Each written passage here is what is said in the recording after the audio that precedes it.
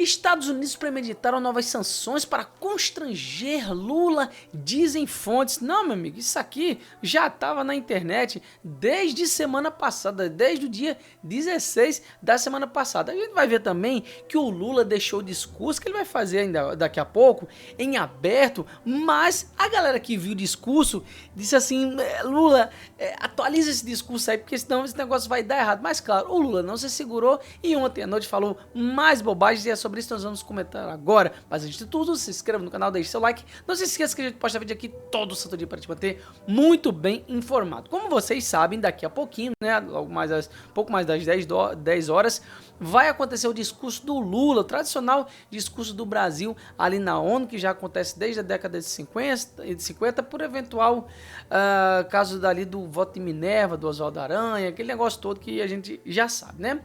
Aí o que acontece? O Lula chegou já dizendo que está em Nova York, foi recebido com vaias, a gente sabe disso.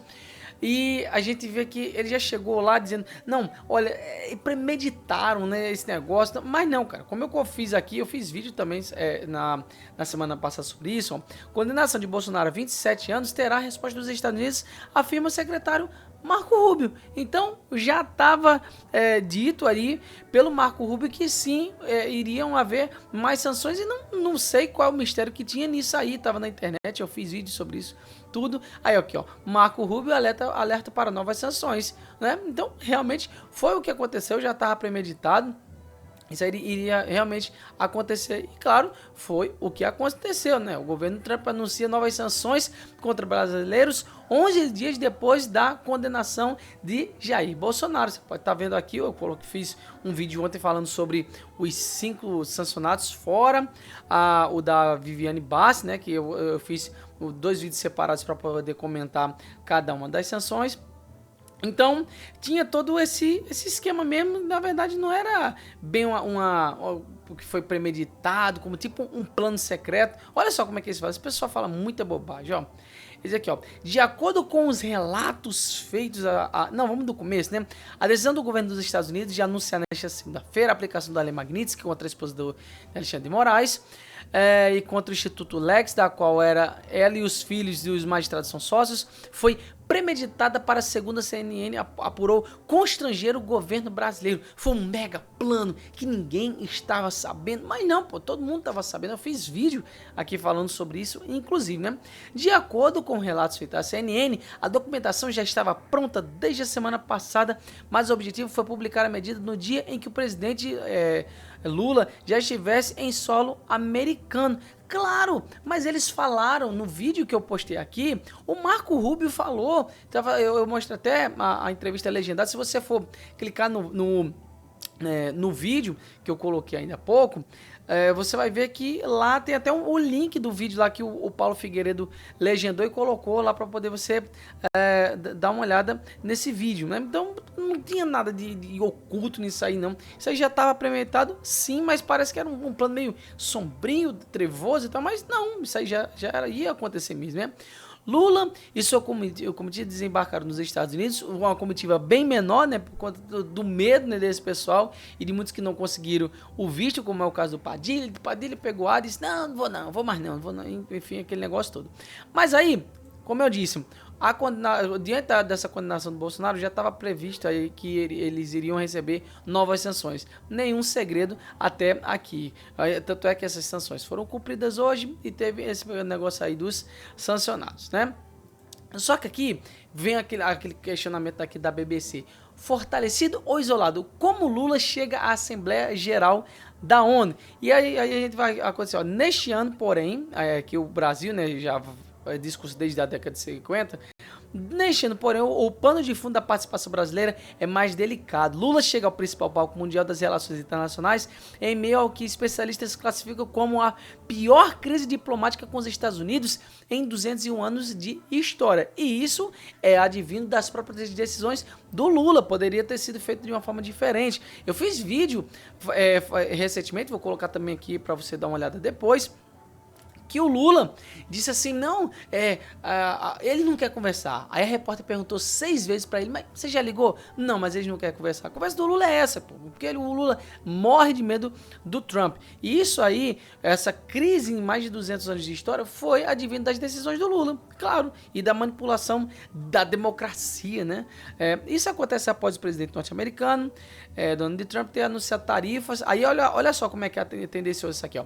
Isso acontece após o presidente norte-americano Donald Trump ter anunciado tarifas de 50% sobre produtos brasileiros, imposto de sanções a ministro do governo Lula e do Supremo Tribunal Federal, como Alexandre de Moraes, e vincular as medidas ao julgamento do ex-presidente Jair Bolsonaro pela corte. Era para ser o contrário, né? Devido a ter sido postas todas essas decisões arbitrárias do Alexandre de Moraes e dos comparsas lá dele, diante desse julgamento do Bolsonaro, aí o Trump respondeu com essas medidas. Era para ter sido invertido esse negócio aí, mas vamos lá, vamos passar, né?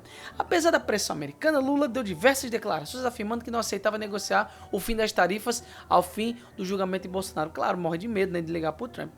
O que veio foi uma chantagem inaceitável em forma de ameaças às instituições brasileiras e com informações falsas sobre o comércio entre o Brasil e os Estados Unidos, disse o processamento. Só que aqui ele vai fazer um negócio muito interessante aqui, ó. E na esteira das tensões aqui com o Trump, há pouco mais de um mês, o secretário-geral da Organização do Tratado do Atlântico Norte, Mark Rutte, disse que o Brasil poderia ser alvo de sanções adicionais. Ok, mas aí por quê?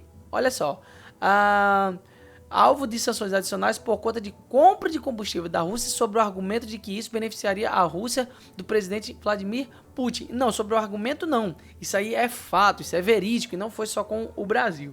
Além disso, o país vem sendo criticado por analistas pelo aparente